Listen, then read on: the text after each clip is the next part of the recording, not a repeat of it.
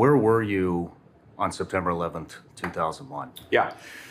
So I was at the school library, Middletown High School, and I remember that because we were sort of in our library session, and everybody flipped on the TVs in the library because the World Trade Center was under attack. And I think we were still in that phase where it's not totally clear whether it actually was an attack or whether it was just an accident. But I was a junior in high school and just sort of watched the day unfold. And obviously we didn't do a lot of schoolwork that day. All of us were just glued to the TV. And I remember going home and, for one reason, the memory that really sticks out, because I lived with my grandmother at the time, my grandmother raised me, is we were really worried about gas, right? Because we sort of realized this is an attack from the Middle East. We didn't know who, we didn't know any of the background, but I just remember taking my grandmother's car and then a family member's car and waiting in line for gas because we wanted to make sure the tanks were filled up in case something crazy happened in the Middle East. And there's just a sense of instability and uncertainty, right? We didn't know what was going on. We didn't know if that was going to be the last attack. And of course, for people in New York, I had never been in New York in my entire life, but sort of got to know the perspective of a lot of people since then. And, even just some of the stories I've heard today, we went to a fire station with President Trump after the memorial ceremony this morning at Ground Zero. And, there's this plaque in the fire station of this guy who died on 9/11, this firefighter who died on 9/11. And there's all these little trinkets and sort of pieces of the guy's life there to memorialize him by. And it sort of hit me that, talking to people and seeing some of this stuff, that he had a son that was born on September the 13th, 2001. So his wife was pregnant with their fourth child. He goes in, he loses his life, and 2 days later, she delivers her fourth child. And I met that kid today. And so his 23rd birthday is in 2 days.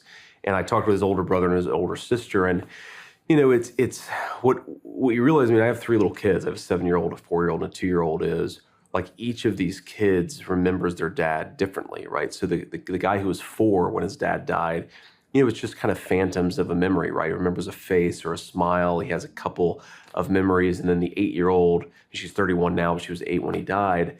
She actually sort of really remembers her dad, remembers his personality and so forth. And, it was just interesting to hear them talk about their dad, because on the one hand, the young kid is kind of, happy that he doesn't remember that day because it was such a terrible day. Wow. But then you've got the 8-year-old daughter who's yeah, it was a terrible day, but at least I got to remember dad. And just, man, it's wild. It's wild what happened to this country. It's wild how many brave people, how many amazing stories of heroism there are on that day. Something I always do on 9/11, just to go on for a little bit, but I haven't done it yet today, is I would always read the story. I think it's an Esquire, and it's about the falling man photo. I don't know if you remember this photo, but it's like this amazing photo of this guy. He's head first. It almost looks like he's intentionally flying. It's just the craziest photograph. And it goes through who that guy might be. And it just takes you into the perspective of, your loved ones goes to work down there and cell phones aren't working. And, some people, they get a call 4 hours later from their dad, oh, I'm okay. And then some people never got that call. And you just realize, man, what a crazy and terrible and tragic day. But what an amazing number of heroic stories that came out of it, right? It's this amazing duality of terrible tragedy, incredible heroism, and that's the story of 9/11 in this country. Was the military on the radar at the time before 9/11 happened for you? No, not really, right? So, I came in some ways from a military family. So the grandmother who raised me, she had 6 grandkids. 2 of my older cousins had enlisted in the Marine Corps.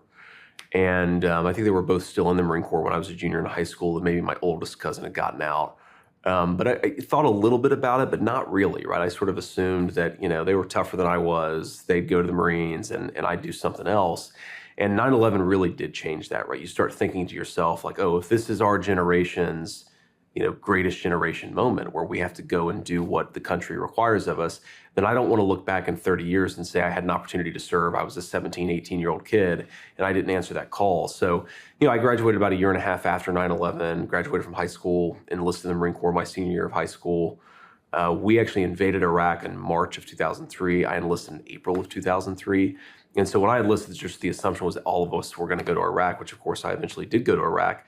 But it was just what you did, right? I mean, there were two kids on my block, McKinley, the 300 block of McKinley Street in Middletown, Ohio, who graduated Middletown High School class of '03. Both of us were in the same boot camp platoon in Parris Island, South Carolina. So there was this spirit of patriotism that was very real, and not, to get too political about it, but I do, when I look back at that moment and think about what, you had Republicans, Democrats, Independents, everybody kind of united together.